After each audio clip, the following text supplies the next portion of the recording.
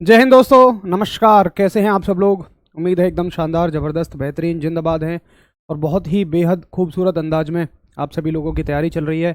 और आशा करता हूं कि अपनी तैयारी को बहुत अच्छी बनाने के लिए आप सभी लोग अपना रिवीजन लगातार कर रहे होंगे। और एक न्यूज़ बहुत सर्कुलर हो रही है, वायरल हो रही है यूपी पुलिस भर्ती के बारे में, तो आशा करता हूँ कि उसे सुनकर भी आप काफ़ी खुश होंगे। यानी कि अब आपका जो बोर्ड है वो मेरे हिसाब से फास्ट मोड में आने वाला है, चीज़ें काफ़ी जल्दी होने वाली हैं। तो मैं आपसे ये कहूँगा कि बिल्कुल भी ये वेट मत कीजिएगा कि पहले एक बार सारी पढ़ाई कर लेते हैं उसके बाद रिवीजन करेंगे, या हमारे हरीश की तरह बीच में से एक दिन पढ़ लिया एक दिन छोड़ दिया। इस तरह की डिसकंटिन्यूटी आपको नहीं रखनी है। आपको चाहिए कि आप कंटिन्यू पढ़ें, एग्जाम तक बिल्कुल लगातार पढ़ें, सिलेबस खत्म होने तक। डेली रात को सोने से पहले 2 घंटे पहले जितना भी आप पूरे दिन में पढ़ते हैं उस पूरे का रिवीजन कीजिएगा, तो ही आप अपने आप को सिलेक्शन की दौड़ में समझें। अन्यथा बहुत सारे बच्चे जो इन चीज़ों को दिल से फॉलो कर रहे हैं, बिल्कुल मेहनत से फॉलो कर रहे हैं, वो आपसे कहीं ज़्यादा आगे निकल जाएंगे। तो मैं धर्मेंद्र आप सभी का फिर से एक बार स्वागत करता हूं आपके अपने परिवार रोजगार विद अंकित में, और कामना करता हूं कि सभी भाई बहन एकदम बहुत अच्छे रहें, स्वस्थ होंगे, मस्त होंगे, खुश होंगे, ज़बरदस्त होंगे। बताइए सभी लोग अपने हालचाल। हमसे जुड़ चुके हैं विशाल निषाद हैं, पूजा हैं, सुनीता कुशवाहा हैं, निधि हैं, गरिमा हैं, मोहम्मद मुदस्सिर हैं, रूपम हैं और प्रियांशी पाल हैं, शिवम नंदवंशी हैं। बताएंगे जरा आप सभी लोग कैसे हैं आप सभी के हालचाल। यूपी पुलिस का बैच कब से चालू होगा? जल्द ही सर के द्वारा, अंकित भाटी सर के द्वारा आपको कोई इन्फॉर्मेशन मिल जाएगी बहुत जल्दी। चलिए, इरफान अली जी हैं, प्रीति चौहान हैं। बताएंगे सभी लोग कैसे हैं आप सब लोग, हालचाल बताइए एक बार अपने, कैसे हैं आप सबके हालचाल। राधे राधे, गुड मॉर्निंग सभी को, नमस्कार सभी को, सत श्री अकाल, जय श्री राम, राधे राधे। बढ़िया हम सर, और कैसे हैं? रानी जी हम बिल्कुल अच्छे हैं। बाकी आप सब लोगों के बीच में आके एकदम और दिल खुश हो जाता है। मैं कर देता हूँ। चलो जी, तो आज जो हम करेंगे करंट का, यानी कि धारा, जो चैप्टर हम पढ़ रहे हैं उसका लास्ट पार्ट है। और लास्ट पार्ट में हम कवर करेंगे कुछ परिपथों को, कवर करेंगे विद्युत परिपथों को, और उसके बाद इससे बनने वाले 8 से 10 क्वेश्चंस हम बहुत अच्छे तरीके से भी देखेंगे। चलिए शुरू करते हैं। तो जो सबसे पहला मुद्दा आज का रहने वाला है वो रहने वाला है किरचॉफ के नियम। कांस्टेबल लेवल की तैयारी में इन्हें हम कभी नहीं पढ़ते क्योंकि ये सिलेबस का पार्ट ही नहीं होते हैं, लेकिन जब बात करते हैं हम 12th लेवल की फिजिक्स की तो इनकी इंपॉर्टेंस बहुत ज़्यादा बढ़ जाती है। किरचॉफ लेवल किरचॉफ्स के नियम बहुत ज़्यादा इंपॉर्टेंट होते हैं। बेहद आसान नियम है, जितनी बड़ी लैंग्वेज लग रही है ऐसा कुछ भी हुआ नहीं है, बहुत ही ज़्यादा आसान है। समझिए कैसे। देखिए, किरचॉफ साहब ने ये कहा कि अगर मान के चलिए एक जगह पर बहुत सारे वायर आपस में आके मिल रहे हैं, ऐसे मान लो, आप बिल्कुल जनरल भाषा में बता रहा हूं मैं आपको, ये सारे के सारे वायर्स हैं और हमने क्या किया, इनको एक जगह आके ऐसे मिला दिया। ठीक है, ऐसे करके ये सारे के सारे एक जगह मिल रहे हैं। अब किसी में करंट आ रहा है, किसी में करंट जा रहा है। मान के चलो इसमें करंट आ रहा है 2 एम्पियर, ठीक है, अंदर की तरफ। इसमें से करंट जा रहा है मान लो 1 एम्पियर, ठीक जी, 1 एम्पियर। मान लो इसमें करंट आ रहा है 5 एम्पियर, इसमें से करंट जा रहा है 3 एम्पियर, इसमें से करंट जा रहा है 7 एम्पियर। ठीक है, तो उन्होंने कहा था, अच्छा एक सेकंड रुकिए, ये मान लो ये है आपका आई एम्पियर, ठीक है, आई एम्पियर। अब तुमसे पूछा जाएगा, मैं डायरेक्ट आपको क्वेश्चंस के माध्यम से ही रूल को क्लियर कराना चाहूंगा। डायरेक्टली आपसे पूछा जाएगा कि बताइए इसमें से आई एम्पियर जो वैल्यू है ये कितनी है, तो आपको लगा देना है किरचॉफ साहब का जंक्शन रूल। जंक्शन रूल क्यों कहते हैं? क्योंकि यहाँ पे देखिए सारे के सारे तार आके मिल रहे हैं, ये क्या है, वायर्स हैं जो कि यहाँ पे आके मिल रहे हैं। जंक्शन का मतलब क्या होता है? जैसे आपने सुना होगा दिल्ली जंक्शन, सुना होगा आपने सुना होगा टुंडला जंक्शन, आपने सुना होगा। तो जंक्शन का मतलब क्या होता है? जहां पे एक से ज्यादा डायरेक्शंस में से पटरियां आके मिलती हैं। दिल्ली जंक्शन का मतलब ईस्ट से भी पटरी आ रही है, नॉर्थ से भी आ रही है, वेस्ट से भी आ रही है, साउथ से भी आ रही है। तो जहां पे बहुत सारी चीजें आके मिलती हैं उसको हम क्या बोल देते हैं? जंक्शन बोल देते हैं।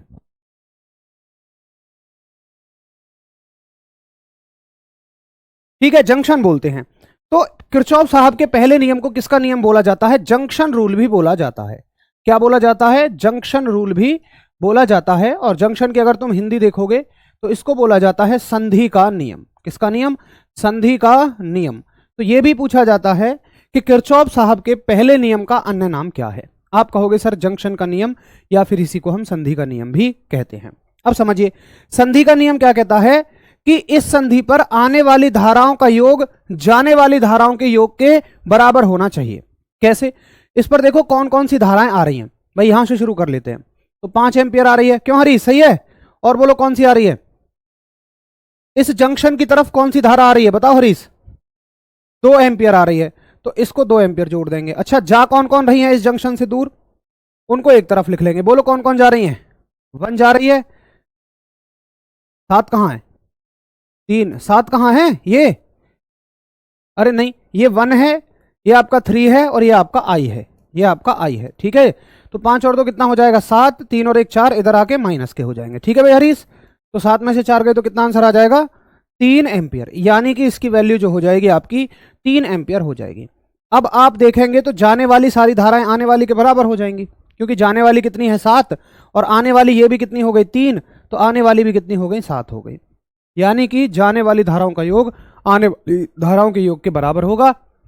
इतना सा केवल ये नियम है। अब इसको आप कैसे लिख सकते हैं? अब इसको आप और कैसे लिख सकते हैं? देखिए, इसको हम ऐसे भी लिख सकते हैं कि इसको हम ऐसे लिख सकते हैं कि इस बिंदु पर यानी कि जंक्शन पर सभी करंट का योग जो होगा, सभी धाराओं का योग जो होगा, वो क्या होगा? आपका 0। ये किसका निशान है? इसको हम बोलते हैं सबमिशन का। इसको तुमने पढ़ा होगा 10वीं क्लास की स्टैटिक्स में। ये क्या बताता था कि सारे के सारी धाराओं को जोड़ा गया है। ये किसका निशान है? जोड़ने का निशान है। तो ऑप्शन में आपको ऐसे भी मिल सकता है कि बताइए इनमें से कौन सा किरचॉफ का पहला नियम है? ए ऑप्शन ये होगा, बी ऑप्शन में मान लो आपको वोल्टेज दे देगा, सी ऑप्शन में मान लो आपको आर दे देगा, कुछ भी दे देगा, तो कौन सा ऑप्शन करेक्ट हो जाएगा? बोलो हरीश। ए ऑप्शन आपका करेक्ट हो जाएगा। भाई हरीश ठीक समझ आया? इसमें कोई दिक्कत नहीं है? ठीक है, ये बहुत ही ज्यादा आसान सा नियम है। सिग्मा, रश्मि कुशवाहा, शिवम नंदवंशी ने बिल्कुल इसका नामकरण बेहतरीन किया है, और इसका नाम होता है जी सिग्मा। बिल्कुल ठीक, सिग्मा। ये सत्येंद्र यादव भैया का वो ले लो, एक बार फोटो ले लो।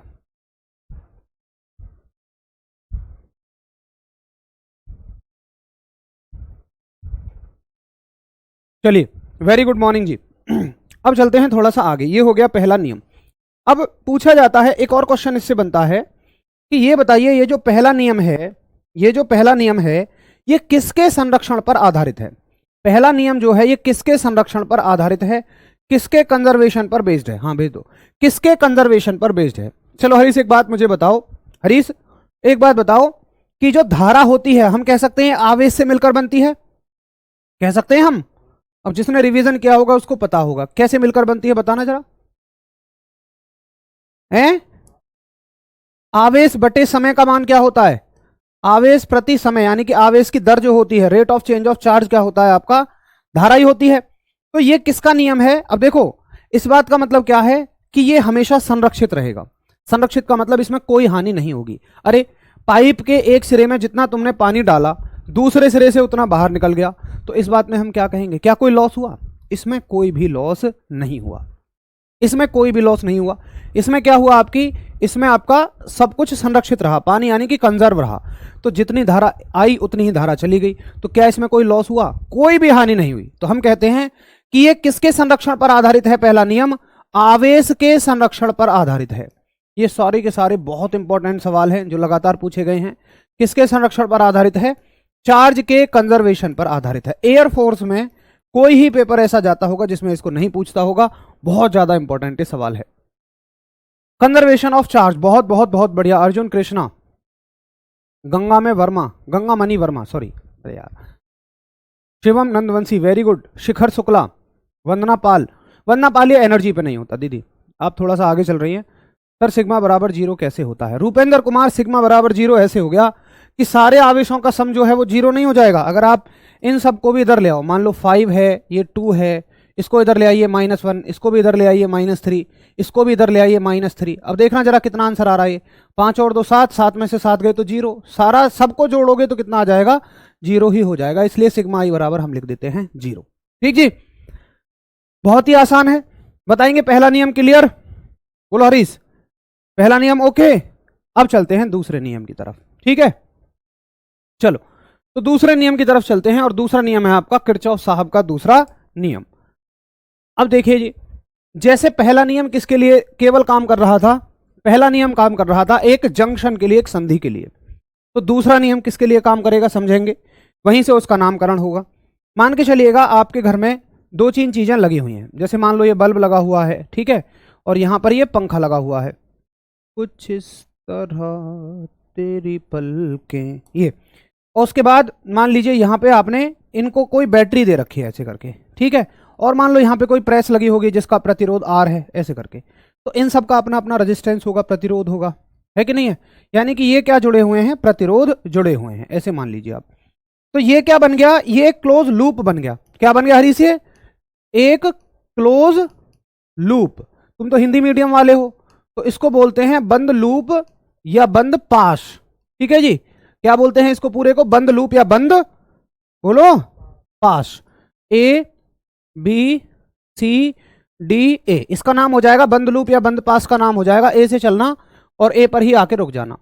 तो किरचॉफ साहब का दूसरा नियम जो होता है वो एक बंद लूप में ही लगता है, एक बंद लूप में ही लगता है, बंद लूप यानी कि पास में ही लगता है। इसलिए इसका अन्य नाम जो होता है वो पास का नियम, किसका नियम, पास या लूप का नियम बोला जाता है।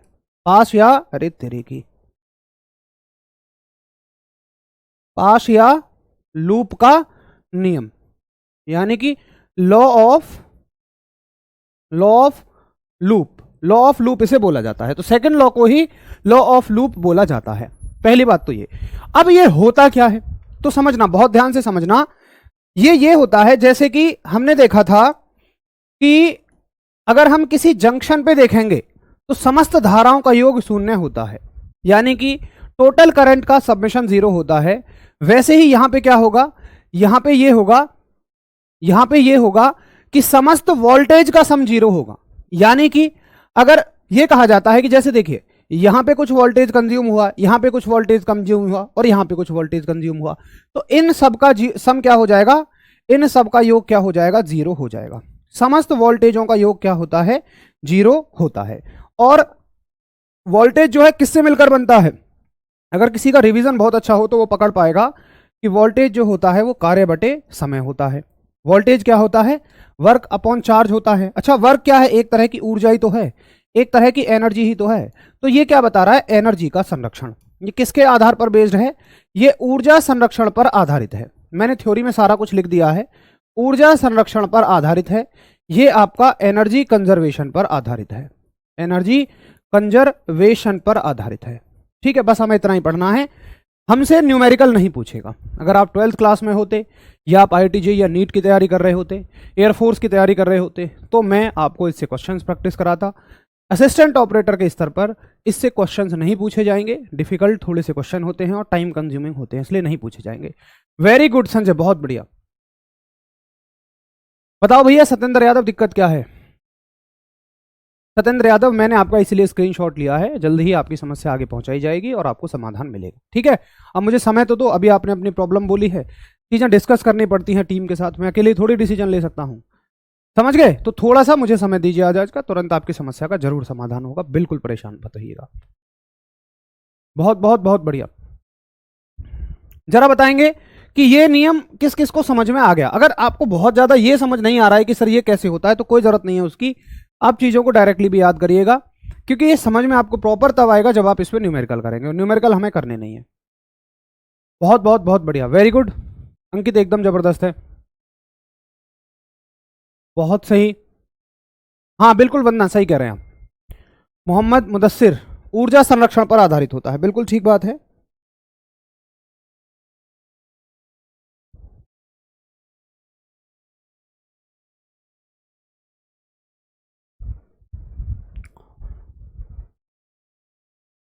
ठीक है ठीक है, रूपम बिल्कुल सही है। चलो सत्येंद्र भाई, बहुत सारा प्यार। तुरंत ही आपकी इंफॉर्मेशन जो है, जैसे कोई आपके इश्यूज होते हैं उसको हम आगे फॉरवर्ड करते हैं अपने वर्किंग ग्रुप में, जहां पे हम सारे लोग हैं, तो सारे लोग एक बार बैठेंगे, डिस्कस करेंगे, तब जाके आपके सॉल्यूशंस निकलेंगे। ठीक है, चलिए अंकित, बहुत अच्छे से समझ में आ गया। Manjeet, very good. तो ये हो गए आपके दोनों नियम। अब चलते हैं थोड़ा सा आगे, अब कुछ डिवाइसेस की तरफ चलते हैं, अब कुछ उपकरणों की तरफ चलते हैं जिससे सवाल बनते हैं। समझिए कौन कौन से उपकरण हैं। पहला उपकरण आपके सिलेबस में आता है एमीटर। और एमीटर को कैसे याद रखोगे, एमीटर के लिए जुगाड़ है। अमीटर मतलब आम आदमी के घर के बाहर लगा हुआ मीटर। तो बताइए, आम आदमी यानी कि जनरल पीपल, VR। तो हमारे घर के सामने एक मीटर लगा होता है ना भाई हरीश, लगा होता है। वो क्या मेजर करता है? करंट मेजर करता है, धारा को मापता है जी, विद्युत धारा। बहुत बढ़िया। तो एमीटर क्या मापता है? विद्युत धारा मापता है। पहला सवाल तो ये बनता है। अब ये सवाल तो कांस्टेबल लेवल पे भी बनता है। थोड़ा सा इसका एडवांस लेवल क्या होगा आपके स्तर पे, पूछा जाएगा कि एमीटर जो होता है उसे सर्किट में किस तरीके से जोड़ा जाता है। एक एमीटर को किसी सर्किट में किस तरीके से जोड़ा जाता है। सर्किट का मतलब समझिएगा, जैसे मान लीजिए आपका ये सर्किट है, जैसे मान लो ये एक बल्ब लगा हुआ है, फिर से वही सर्किट ले लेते हैं, ये आपका एक फैन लगा हुआ है, ठीक है, और हमने इनको एक बैटरी से ऑपरेट कराया हुआ है। अब तुमसे कोई पूछे कि हमें केवल बल्ब में ये मापना है कि बल्ब कितना करंट ले रहा है ना। अब वैसे तो देखो हम फॉर्मूले से कैलकुलेशन कर सकते हैं, लेकिन भाई फॉर्मूला ऐसे सर्किट में, मान लो हमें बंद सर्किट में फॉर्मूला नहीं लगाना, हम चाहते हैं कि किसी एक परिपथ के लिए डायरेक्ट हमें आंसर मिल जाए। अच्छा भाई फॉर्मूले की कैलकुलेशन तुम ही तो कर सकते हो, एक इलेक्ट्रीशियन जो 10th पास है वो कैसे कर पाएगा? तो उसको हमने डिवाइस बना के दे दी कि जो हमने फॉर्मूला लगाया है सब ये लगा के दे देगा अपने आप, तुम्हें केवल इसको लगा देना है। देखिए कैसे, अमीटर को आप कहां लगाएंगे? अमीटर को आप लगाओगे यहां इसके साथ में, जैसे इस डिवाइस का जो सिंबल होता है, प्रतीक जो होता है वो ये होता है। अगर आपने ऐसे बना दिया तो ये बन गया आपका एमीटर, ठीक है, ये इसका सिंबल हो जाएगा। तो हम इसको कहां लगाएंगे? परिपथ में, किसी भी सर्किट में हम इसको यहां लगा देते हैं, मान लो यहां लगा दिया, ठीक है। मुझे बताओ ये इसके साथ कैसे जोड़ा है मैंने? श्रेणी में जोड़ा है या समांतर में जोड़ा है? बताइए, ये हमने श्रेणी में जोड़ा है या समांतर में जोड़ा है?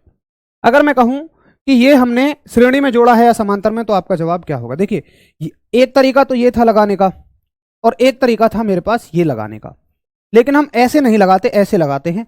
पहले जरा मुझे आप नाम बताइए इसका कैसे जोड़ा है, फिर मैं आपको बताऊंगा क्यों ऐसे जोड़ा है। पहले बस मुझे ये बताओ कि हमने इसको श्रेणी में जोड़ा है या समांतर में जोड़ा है। बहुत बढ़िया, वेरी गुड। मोहम्मद मुदस्सिर कहते हैं श्रेणी क्रम है। चलो बहुत ही अच्छी बात है, मोहम्मद भाई को सब कुछ क्लियर है। बाकी लोग बताएंगे? रटने से बात नहीं बनेगी, थोड़ा सा समझ के चलना पड़ेगा, ठीक है। मैं भी कह सकता हूं कि चलो सर सीरीज में जोड़ते हैं, पीछा छुड़ा लिया, लेकिन समझिए थोड़ा सा कि क्यों ऐसा हम करते हैं, क्योंकि हमें चीजें पहले से आती हैं, उन्हीं की सहायता लेके थोड़ा सा हम आगे बढ़ जाएंगे। सीरीज में जोड़ा है, बहुत बढ़िया। अब देखिए मान लो ये तरीका है जोड़ने का, बट मान लो मैं ऐसे जोड़ रहा था, तो देखते हैं क्या दिक्कत आ रही थी। भाई हम जानते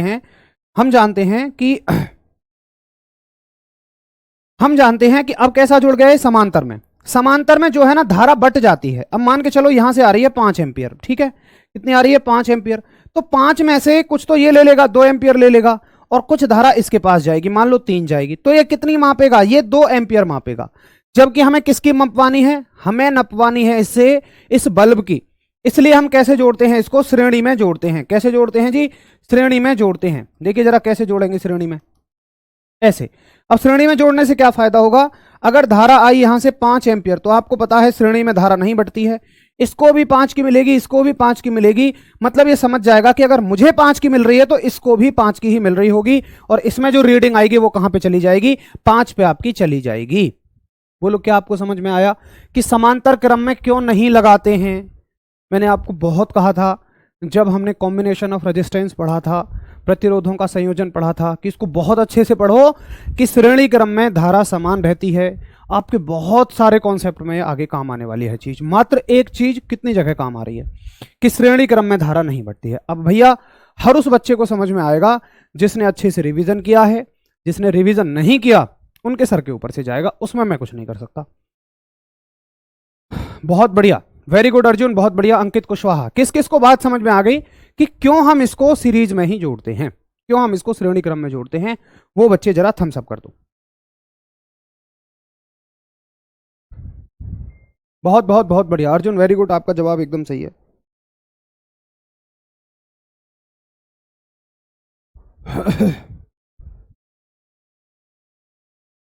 ठीक है ठीक है रश्मि, ठीक है, बिल्कुल सही बात है, ये भी एक रीजन है। वेरी गुड रश्मि।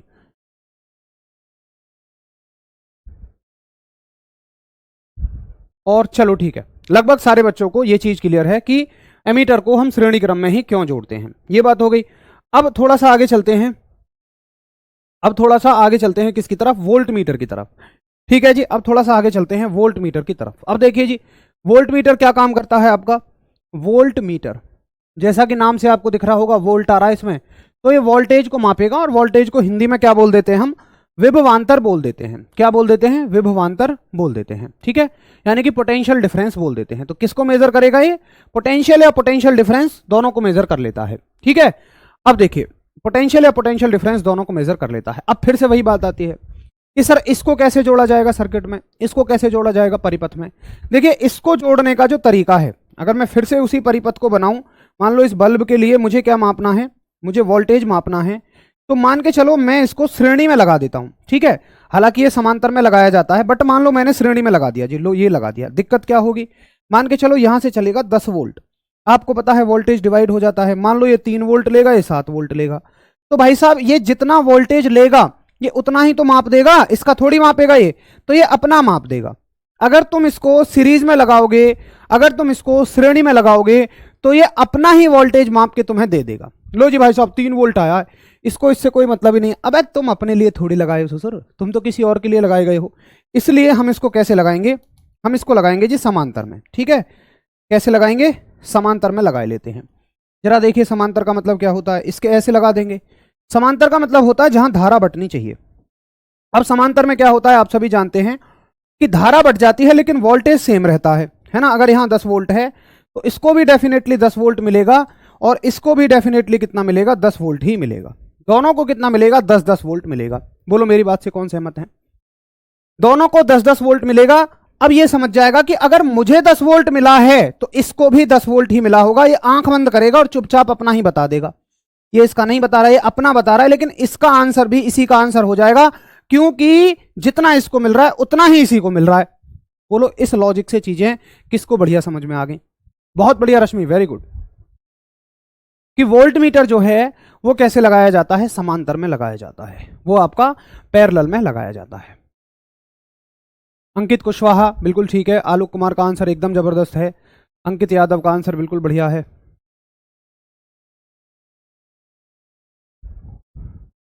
चलो सर पढ़ाई में मन नहीं लगता है, अच्छा बेटा अच्छा, बहुत बढ़िया, वेरी गुड, कोई दिक्कत नहीं है, मत मन लगाओ, बहुत सारे बच्चे हैं जिनका मन लग रहा है।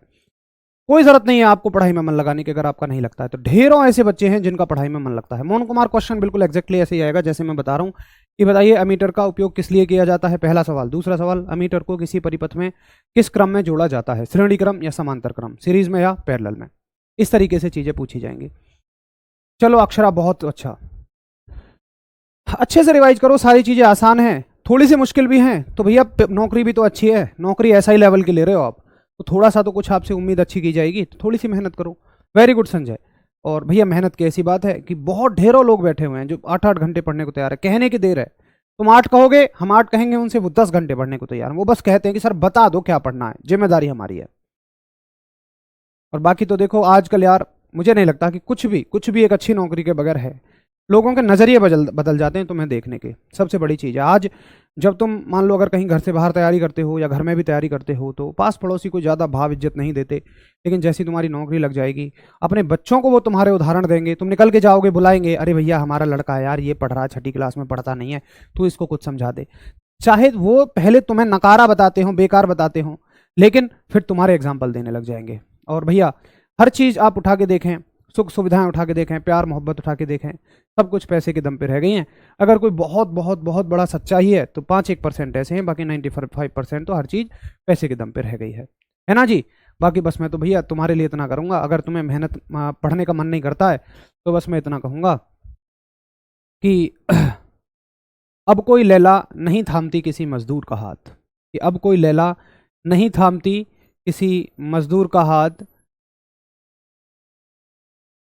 अब कोई लैला नहीं थामती किसी मजदूर का हाथ, ए मजनू गर तेरा इश्क सच्चा है तो कमाने लग जा। तो भैया अपना चुपचाप कमाने लग जाओ, मेहनत करने लग जाओ। एक भैया कह रहे थे कि पढ़ाई में मन नहीं लगता, थोड़ा सा उनको समझाया है। चलो क्लियर है, ये हो गया आपका वोल्ट मीटर। अब थोड़ा सा आगे चलते हैं, ठीक है। वोल्ट मीटर क्या करता, अब ठीक है, वोल्ट मीटर क्या करता है, सिरों पर विभवांतर मापता है, और परिपथ में कैसे लगाते हैं इसको, समांतर में लगाते हैं, पैरेलल में लगाते हैं, ठीक है।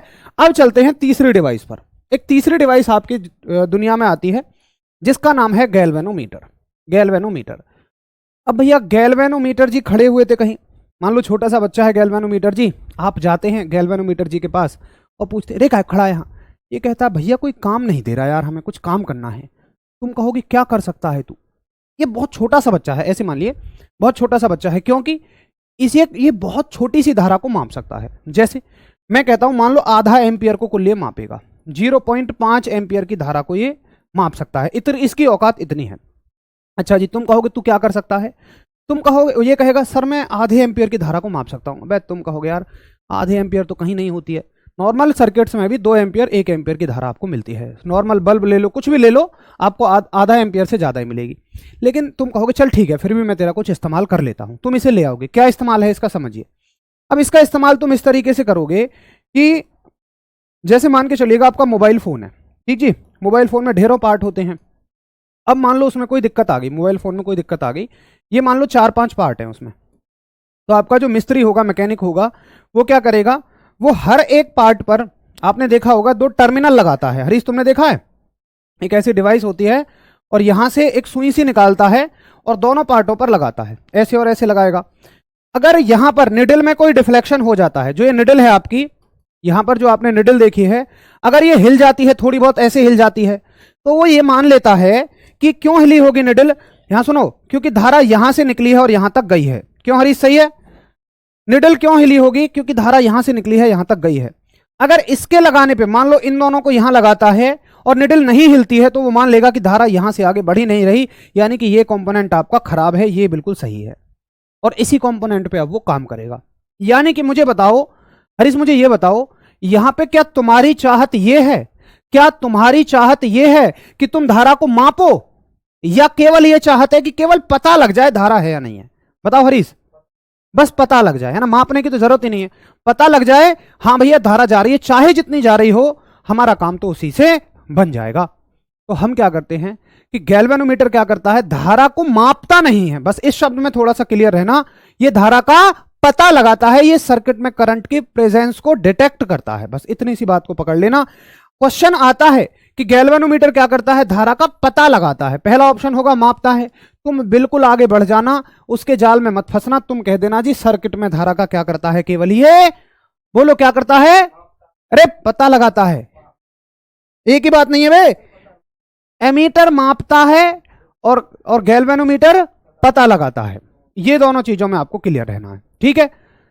जरा मुझे बताइए गैल्वेनोमीटर की कहानी किसको समझ में आ गई। हालांकि गैल्वेनोमीटर को और भी एक्सटेंड किया जाता है, बट उस स्तर पे हमें नहीं जाना है, हमें केवल गैल्वेनोमीटर से इतना ही काम है कि भाई साहब तुम केवल धारा का पता लगा दो, तुम्हारा काम यहीं ओवर हो जाता है, ठीक है, आसान सी बात है, धारा का पता लगाता है, बस यही क्वेश्चन इससे आएगा। चलो जी, बहुत ही बढ़िया, 3 डिवाइस हो गई, अब चौथी डिवाइस पे चलते हैं। तो आज तक की ऐसी शायद डिवाइस होगी जो आपने पहली बार पढ़ रहे होगे, क्योंकि पूरी उम्मीद है 12th क्लास में तो आपने कुछ बहुत बड़ा कुछ पढ़ा नहीं होगा, कोई 10% बच्चे होंगे जिन्होंने ध्यान से पढ़ा होगा, बाकी तुम्हारा ध्यान छोले भटूरे और छोले भटूरे वाले और छोले भटूरे वालियों पे रहा होगा। तो देख लेते हैं एक बार Wheatstone bridge, Wheatstone सेतु।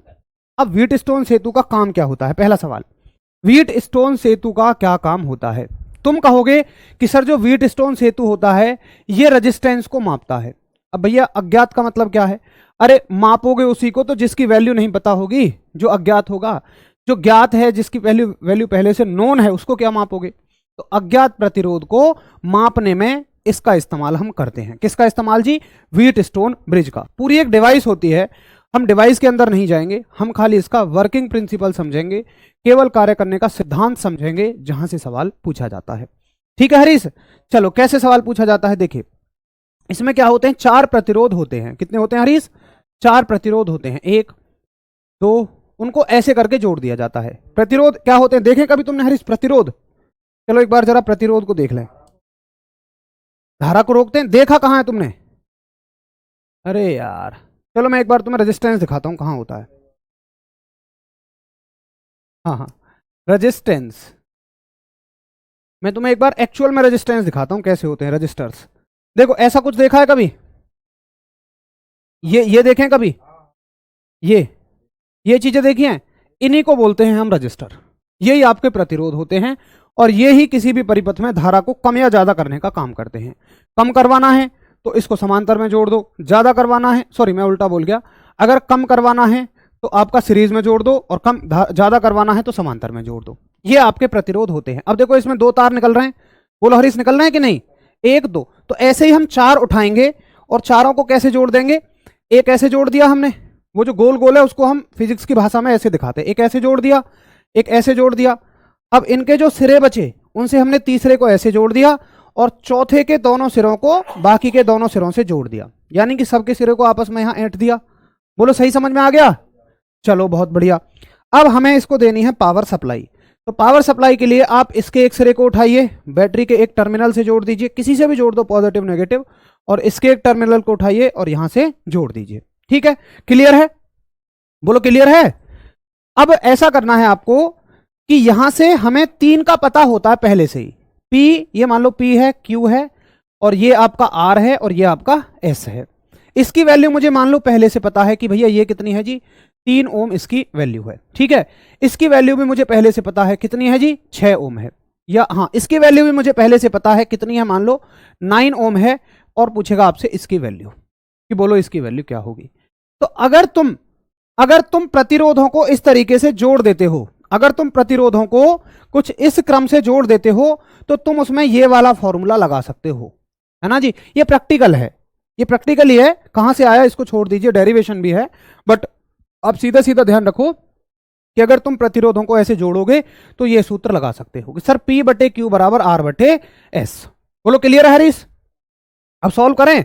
P की वैल्यू बोलो कितनी है, 3, Q की वैल्यू बोलो 6, R की वैल्यू 9, S की वैल्यू पता करनी है। 3 से कितने बार कट गया, 2 बार।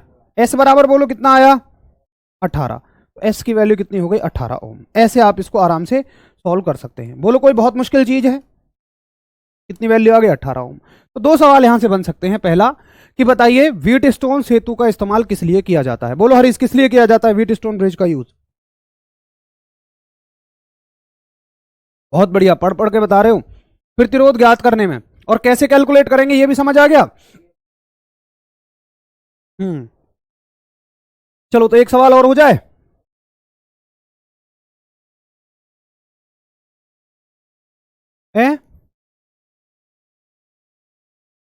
नहीं कुछ नहीं, पी क्यू हमें ऐसे नहीं मानने हैं। देखो हरीश ने एक सवाल पूछा है, हो सकता है तुम्हारा भी वो डाउट बना हो कि सर पी और क्यू क्यू हम ले रहे हैं। अब की बार हम पी क्यू कुछ नहीं लेते, ठीक है। चलो ऐसे बोल दिया मैंने, ये है आपका 8 ओम, ये है आपका 4 ओम, ये है आपका 12 ओम। अब बताओ, अब तो कोई पी क्यू नहीं दिया, तुम क्या करो बस, कैसे लगाया था, ऐसे लगाया था ना हमने, तुम ऐसे भी लगा सकते हो, कोई परेशानी नहीं है, ठीक है। लेकिन ध्यान रखना, अगर ये बटे ये करो तो ये बटे ये करना पड़ेगा, अगर ये बटे ये करना है तो ये बटे ये करो, आंसर हर तरह से सेम आएगा, ये इसकी खासियत है। चलो ज्यादा रिस्क नहीं लेते, ज्यादा ज्ञानी नहीं बनते, पहले तरीके से कर लेते हैं। हाँ बिल्कुल कर लो ऐसे, बताओ 8/12 बराबर कितना हो जाएगा, 4 इसको आर मानो, प्रतिरोध का सिंबल आर होता है ना। बोलो कितने बार कटेगा, 4 से 2 बार कट जाएगा और 2 से 6 बार, तो आर की वैल्यू कितनी आ गई, 6 ओम। मतलब यहां पे आंसर कितना आ जाएगा आपका, 6 ओम आ जाएगा। 6 ओम। देखो बच्चों ने बढ़िया आंसर करा। तो ये यहां से बेसिक सवाल आ सकता है। बच्चे पूछते हैं कि सर क्वेश्चन कैसे आएंगे, तो क्वेश्चन इस तरीके से आएंगे। सब कुछ क्लियर है? इससे ज्यादा लेवल आपका नहीं जाएगा। एक बार मुझे बताएंगे आपको समझ में आ रहा है ठीक ठाक? अगर ये चीजें आपको बढ़िया समझ में आ रही हैं तो बस आपकी जिम्मेदारी रिवीजन करने की रह जाएगी, फिजिक्स इससे बाहर नहीं जाएगी। और इतना भी आपको महसूस हो रहा होगा कि कांस्टेबल लेवल पे तो कभी आपने ये चीजें पढ़ी नहीं है, आपने 12th ही लेवल में ये चीजें पढ़ी होंगी।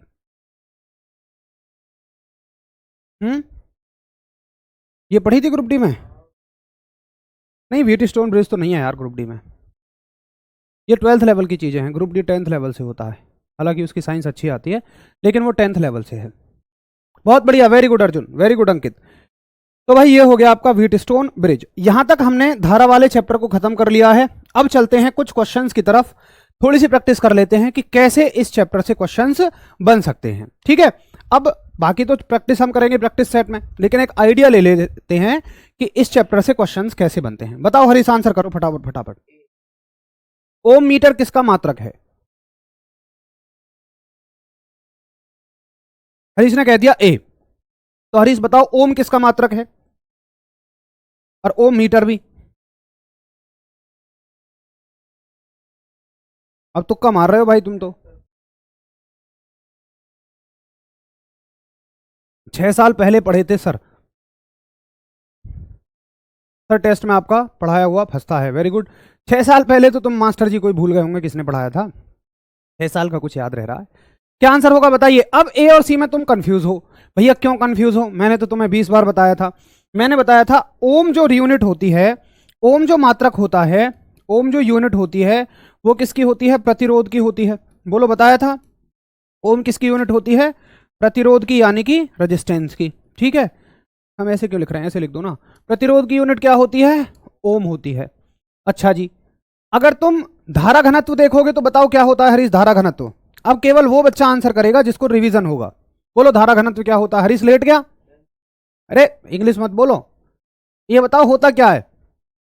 धारा पर यूनिट क्षेत्रफल, यही तो होती है धारा पर यूनिट क्षेत्रफल। तो धारा का यूनिट क्या होती है? एम्पियर, और इसकी यूनिट क्या होती है? Metre square. तो ओम तो नहीं बनी इसकी, ओम मीटर तो नहीं बनी। हाँ, प्रतिरोधकता का जरूर ओम मीटर होता है। ठीक है, तो अगर ओम मीटर हम कहेंगे तो किसका हो जाता है वो? प्रतिरोधकता का। हरीश आज एक समोसा खिलाऊंगा तुम्हें मेरी तरफ से, अगर तुम मुझे इसका मात्रक बता दो चालकता का। मेरी तरफ से एक समोसा और कोल्ड ड्रिंक तुम्हारे लिए, नहीं तो तुम मुझे खिला देना। बताओ, लगा रहे हो चैलेंज? अरे यार घबरा गए। बोलो और कौन तैयार है मेरे साथ चैलेंज लगाने के लिए? चालकता, कंडक्टिविटी। हरीश कह रहा मैं भी खाऊंगा उसके साथ समोसा। चालकता या कंडक्टिविटी का मात्रक बता दो। चारों ही मात्रक ही ऐसे दिए हैं ऑप्शन में कि जो बहुत इंपॉर्टेंट है। पेपर सेटर बहुत बढ़िया रहा होगा इस समय पे।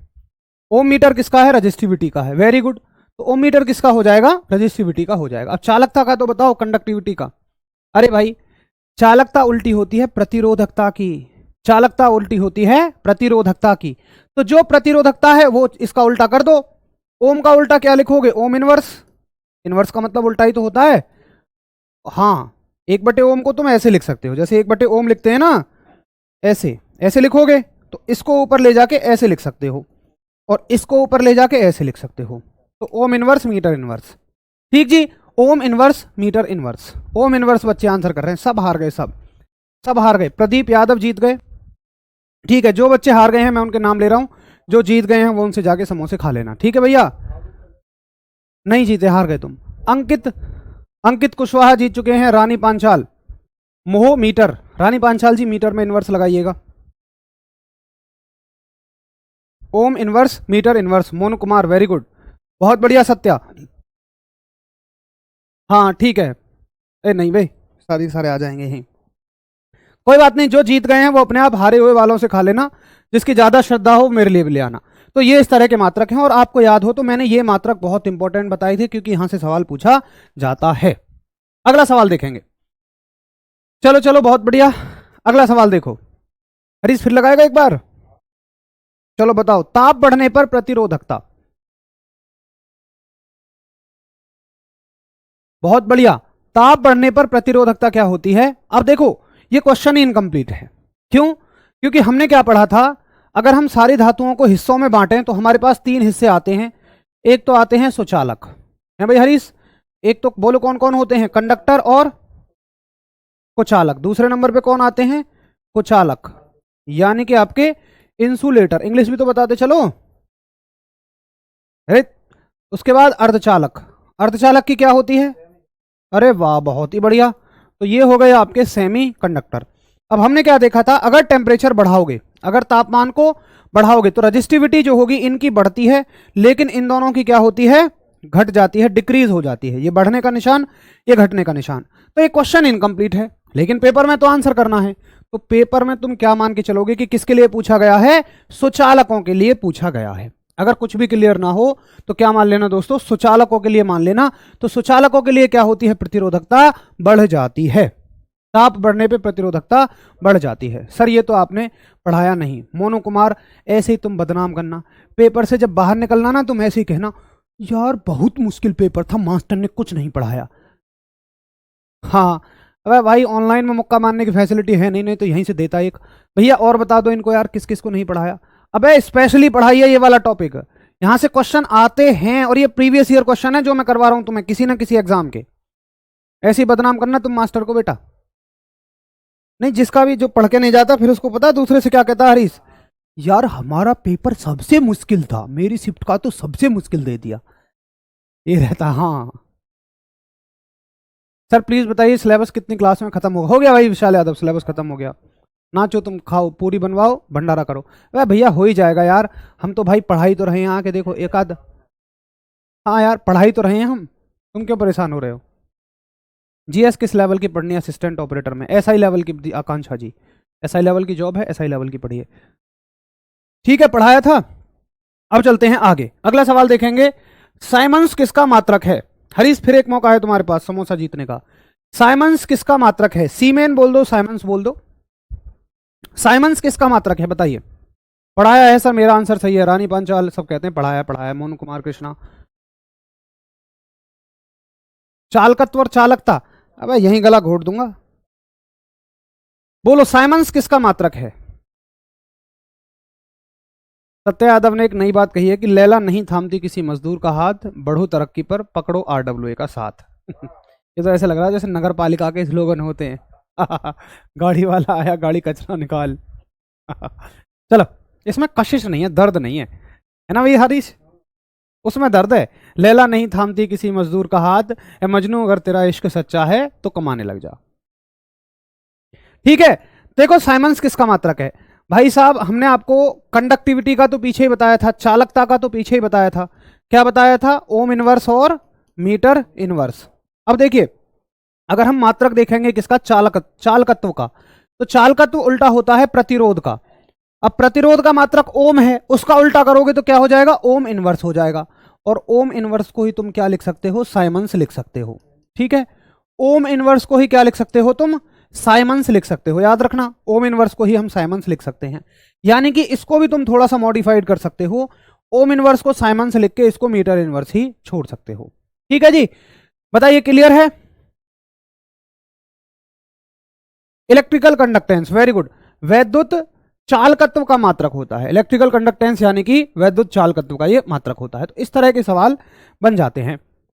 अब न्यूमेरिकल देख लो जी, न्यूमेरिकल न्यूमेरिकल चिल्लाते हो तो देख लो एक बार कैसे न्यूमेरिकल बनते हैं। क्वेश्चन कहता है किसी चालक तार से 10 एम्पियर की धारा 10 सेकंड तक प्रवाहित होती है। यदि चालक तार का विभवांतर 15 वोल्ट हो तो किए गए कार्य की गणना कीजिए। अब देखो, कार्य के 20 फॉर्मूले, लेकिन आपको वो लगाना है जो आपके क्वेश्चन से रिलेटेड है। सीधी सी बात है, अगर इसमें वोल्टेज दे रखा है, इसमें करंट दे रखा है, इसमें समय दे रखा है, तो भाई वोल्टेज और इलेक्ट्रिसिटी वाले चैप्टर में घूम रहे हो आप। और इलेक्ट्रिसिटी वाले चैप्टर में क्या होता है फॉर्मूला? V बराबर डब्ल्यू बटे क्यू। याद है हरीश? V बराबर डब्ल्यू बटे क्यू। तो हमें क्या निकालना है? W। अब W बराबर कितना हो जाएगा? बोलो जल्दी हरीश। V into Q. बोलो क्वेश्चन में क्या दिया है? जल्दी बोलो। अब क्वेश्चन में V तो कहीं दिया नहीं है, बोलो दिया है? अरे V तो दे रखा है यार, V बराबर IR क्यों लगाएंगे?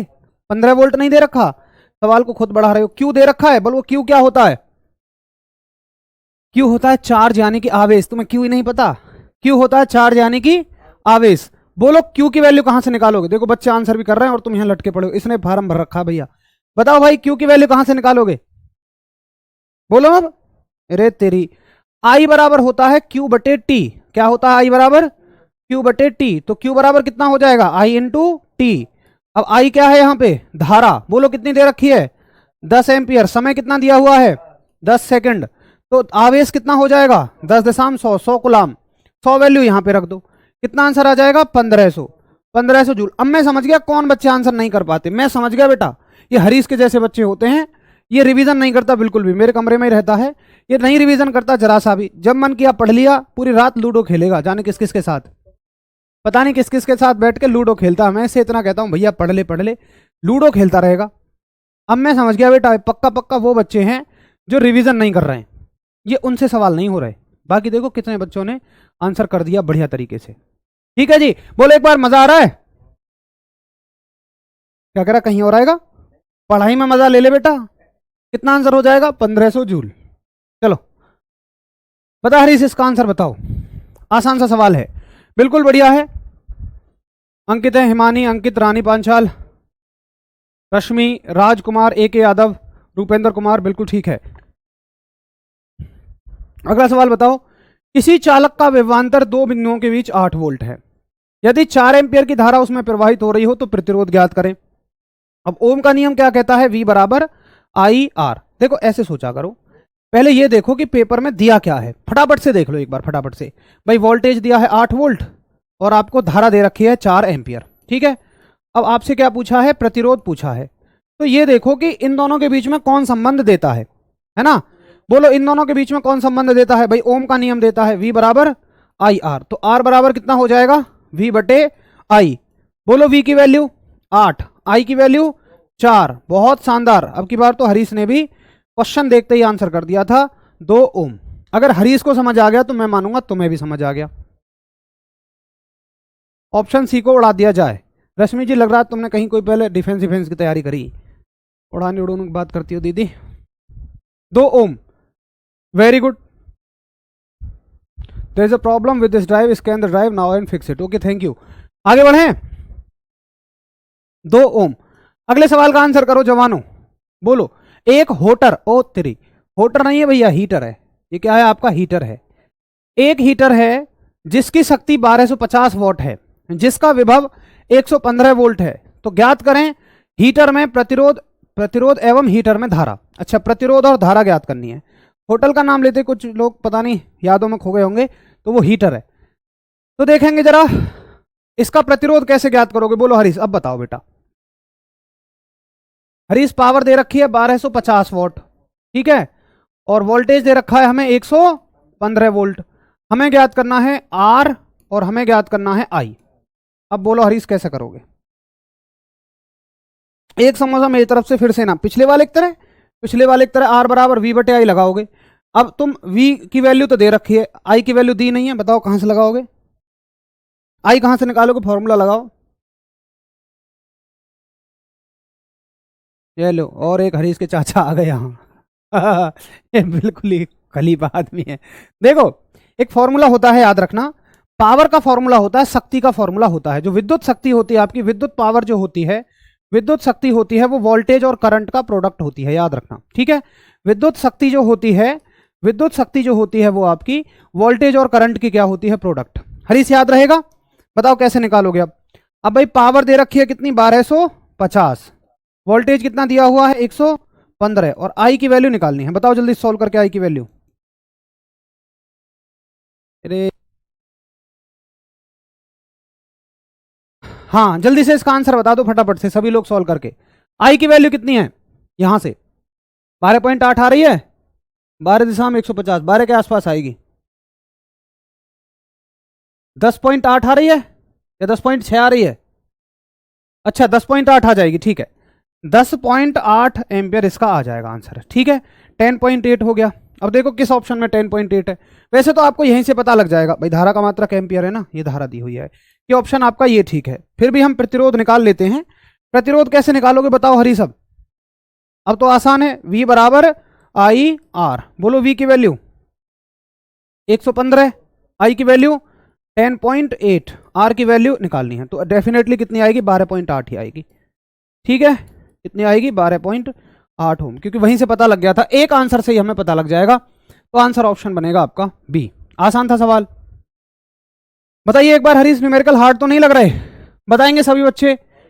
फॉर्मूला बेस्ड न्यूमेरिकल है, फॉर्मूला आपको आना चाहिए, न्यूमेरिकल आपका हो जाएगा। आपके यहाँ हार्ड न्यूमेरिकल नहीं आएगा। अगला सवाल करके दिखा दो चलो इस बात पे। अब हरीश ये तो खूब करवाए मैंने। एक तार का प्रतिरोध 10 ओम है, अगर इसको खींचकर दुगना कर दिया जाए तो नया प्रतिरोध बता दो। बताओ भाई हरीश, इसका आंसर देखते ही हो जाना चाहिए था, इतनी देर में तो हो जाना चाहिए था। इस तरीके से समझाया था ये तो मैंने तुम्हें, बताया था ना कि लंबाई को बढ़ाने पे कितना होगा। हरीश का आंसर है भैया 20। बोलो हरीश का आंसर ठीक है या गलत है। देखिए ओमवीर तो ये कह रहा है, रश्मि ये कह रही है, रश्मि तो बहुत बढ़िया आंसर देती है, उड़ाने वाली दीदी है ये तो बढ़िया आंसर करती हैं। अब बताओ तुम कैसे भी लगा रहे हो। ले वंदना पाल भी तुम्हारे साइड नहीं है। ओहो हरीश अकेला पड़ गया मेरा। क्वेश्चन बदल दूं, बताओ तुम कहो तो 20 आंसर बैठा दूं। 20 भी आ जाएगा, लेकिन बच्चे फिर मेरे खिलाफ हो जाएंगे बेटा, मुझे पेल लग जाएंगे। अरे ये 20 वाले कौन है यार, तुम भी पूरे हरीश के चाचा ही हो। वह 20 कैसे आ जाएगा। मैंने तुम्हें क्या बताया था, ध्यान से सुनो। मैंने ये बताया था कि अगर तुम LAR में चेंज करोगे, ठीक है, अगर तुम लंबाई को n गुना बढ़ा देते हो तो किसी तार का प्रतिरोध जो है, मैंने क्या बताया था, n² गुना बढ़ जाएगा। अगर क्षेत्रफल को n गुना बढ़ा देते हो तो ये n² गुना घट जाएगा, बढ़ जाएगा, घट जाएगा। और अगर त्रिज्या को n गुना बढ़ा देते हो तो ये n की पावर 4 गुना घट जाएगा। अब तुम ये तो देखो चचा, ये क्या होगा, एन स्क्वायर गुना बढ़ जाएगा। एन स्क्वायर का मतलब क्या है, ये एन है तुम्हारा, दो क्या है यहाँ पे एन, दो क्या है यहाँ पे एन, इसका स्क्वायर करोगे तो दो का स्क्वायर कितना हो जाएगा, 4। कोई चीज पहले की 4 गुनी हो रही है, बोलो कितनी हो जाएगी, 40 हो जाएगी। आंसर फटाक से 40 लगाओ, आगे बढ़ो, है कि नहीं है। तो इस तरीके से क्वेश्चन करो। अगर तुम इसको गूगल करके देख लेना, मैं चैलेंज देता हूं तुम्हें, जिस तरीके से मैंने तुम्हें सिखाया कहीं भी तुम्हें मिल जाए, क्योंकि वो खुद से मैंने तरीका बनाया था आपके लिए चीजों को आसान बनाने के लिए, कभी भी समझ में नहीं आएगा जिस तरीके से आपको गूगल वगैरह पे दिया हुआ है। या कोई बताएगा तो ज्यादा से ज्यादा लंबाई का संबंध बता देगा, इनका संबंध कोई नहीं बताता, जबकि पूछा कुछ भी जा सकता है। इस पे तो मैंने अच्छी खासी प्रैक्टिस भी करवाई थी यार, फिर गलत करने का लॉजिक ही क्या है, क्यों पिंकी जी, पिंकी जी, पिंक पिंक के चक्कर में आप तो बहुत गड़बड़ कर रही हैं। 20-20 वाले भी खूब ढेर हैं। अब देखो एक कलाकारी और इनमें, अब 40 होंगे सबके आंसर। अब एक सिंगल 20 दिख जाए तुम्हें, हाँ आरती सरोज है, पूरा सॉल्व करके बताया, वेरी गुड भाई, बहुत बढ़िया, बहुत सही। चलो भैया एक और, एक बार इज्जत बचाने का मौका हरीश। अब बताओ इसका आंसर, पहले जैसा ही है बिल्कुल।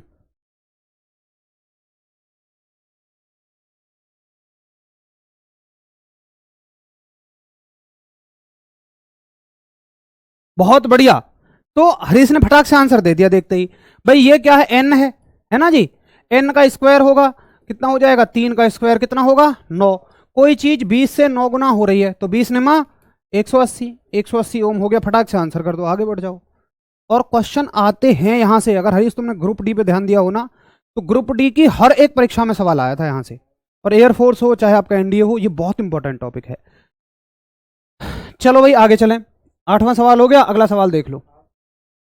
बिल्कुल नहीं, वो तो चलेगी, मतलब उसके बाद पढ़ना है। बोलो, विद्युत परिपथ में फ्यूज का क्या कार्य है, बताओ। विद्युत परिपथ में फ्यूज का क्या कार्य है, कल ही मैंने आपको बताया था। क्या झटके से बचाना है, भैया लटके झटके तो लग नहीं रहे, बोल दो। झटका पटका कुछ नहीं होता। धारा के प्रवाह को नियमित करना, नहीं, प्रवाह से भी कोई रिलेशन नहीं है। बोलो, ओवरलोडिंग या शॉर्ट सर्किटिंग से बचाना, यही होता है ना, ओवरलोडिंग और शॉर्ट सर्किटिंग। कल ही बताया था कि अतिभारण या फिर शॉर्ट सर्किटिंग की हिंदी होती है लघुपथन। आपको कुछ कुछ चीजें तो इंग्लिश में ही आती है, तुम्हें भी है ना, तुम्हें भी नहीं पता अधिपतन और ये लघुपथन वतन, अबे नहीं वे परिपथ को भंग करना, तो ये हो जाएगा, ये लघुपथन है, ठीक है, कुछ और मत समझ लेना, कोई और पतन वतन मत समझ लेना, ठीक है। तो इसका आंसर देखो, बच्चे भी लगा रहे हैं यार, ये कौन होते हैं यार, संजू, संजू, तुम तो यार बिल्कुल संजू जैसे काम नहीं है तुम्हारे, तुम्हारा नाम संजू है और काम कालिया जैसे है यार, कैसे बेहद बेकार वाहियात आंसर कर रहे हो। ठीक है, तो ये आसान सा सवाल था, कल ही पढ़ाया यार। अगला सवाल देखो, 10वां लास्ट सवाल है आज का। हरीश एक बार फिर इज्जत बचा लो, बताओ फ्यूज के तार का पदार्थ, कल ही बताया था मैंने, प्रतिरोध और गलनांक बताओ कैसा होना चाहिए, कल ही बताया था, कल ही बहुत अच्छे से, अब बहुत ज्यादा डिस्कस नहीं करूंगा। प्रतिरोध तो चाहिए हाई, बहुत बढ़िया, गलनांक लो चाहिए ताकि जल्दी से जल्दी गल जाए। तो उच्च प्रतिरोध और निम्न गलनांक आपका होना चाहिए, उच्च प्रतिरोध और निम्न गलनांक आपका होना चाहिए, बहुत बढ़िया। ये रहा आज का चैप्टर, और उससे बनने वाले सभी प्रकार के क्वेश्चंस को हमने बहुत अच्छे से कंप्लीट किया। अब हालांकि एक सलाह जो बहुत बच्चों ने दी थी कि सर हर चैप्टर के बाद क्वेश्चंस होने चाहिए, मुझे भी काफ़ी बेहद शानदार लगी है, क्योंकि ऐसा लगता है कि हाँ चैप्टर कंप्लीट हो चुका है, और बच्चों को भी उससे आशा करता हूँ कॉन्फिडेंस आ रहा होगा। ठीक है जी, तो यहाँ तक हो गया आपका कौन सा पार्ट, विद्युत धारा वाला पार्ट हो गया है। अब कल जो आपका पार्ट चलेगा वो चलेगा चुंबक वाला, कल हम चुंबक में चले जाएंगे, और हल्का सा मैं आपको ओवरव्यू दे देता हूं कि चुंबक में हमें क्या क्या पढ़ना है। देखिए, जो मैग्नेट होती है वो दो तरीके से बनती है, आपकी जो चुंबक होती है वो दो तरीके से बनती है।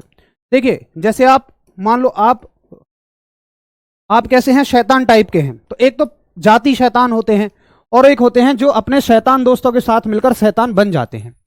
तो चुंबक दो तरह की होती है, एक तो जो बाई नेचर होती है, प्रकृति से ही चुंबक मिलती है, जैसे वो काले कलर की होती है, जिसको तुम धागे में बांध के कीचड़ विचड़ में से नाली वालियों में से सिक्के विक्के घूमते भटूरा करते थे बचपन में। एक तो परमानेंट होती है, उसका इस्तेमाल मोटर जनरेटर आदि में किया जाता है। एक होती है जो धारा के प्रभाव से बनती है ना, धारा के प्रभाव से बनती है, यानी कि अगर करंट के इफेक्ट में आ जाएगी, वो करंट उसमें फ्लो करा देंगे तो वो मैग्नेट बन जाएगी। हालांकि कल हम पहले इसके बारे में सीखेंगे और फिर हम अगले चैप्टर में इसके बारे में सीखेंगे। ठीक है जी, तो आशा करूंगा सारी चीजें एकदम बेहद बेहतरीन शानदार चल रही होंगी। मैं आपसे वादा करता हूं कि जितना आप पढ़ रहे हैं उतने से बाहर एग्जाम में कुछ भी नहीं मिलेगा। अगर 25 क्वेश्चंस फिजिक्स के आते हैं तो डेफिनेटली 22 सवाल हमारी डायरेक्टली क्लास से होंगे, 3 सवाल ऐसे हो सकते हैं, 2 या 3 सवाल जो हाई लेवल के होंगे या उनका कोई अता पता नहीं होगा, वो मैं छोड़िए कोई भी कवर नहीं करा सकता। अगर कोई तुमसे कहता भी है कि पूरे 25 में से 25 की गारंटी, तो वो वाहियात है। भगवान ही केवल ऐसा करा सकते हैं, और इस दुनिया में तो शायद कोई भगवान नहीं है। तो अपने आप को प्रैक्टिकली लेके चलिए। अगर आप क्लास को बहुत अच्छे से लेते हैं, बेहतर रिवीजन करते हैं, तो निश्चित तौर पर आप 22 क्वेश्चंस तक अटेम्प्ट कर पाएंगे। और अगर फिजिक्स में तुमने 22 कर लिए तो तुम टॉपर्स की कैटेगरी में चले जाओगे, अगर बाकी सब्जेक्ट भी तुम्हारे अच्छे हैं। ठीक है जी। तो दोस्तों मेहनत करते रहिए लगातार, बहुत सारी जरूरतें हैं,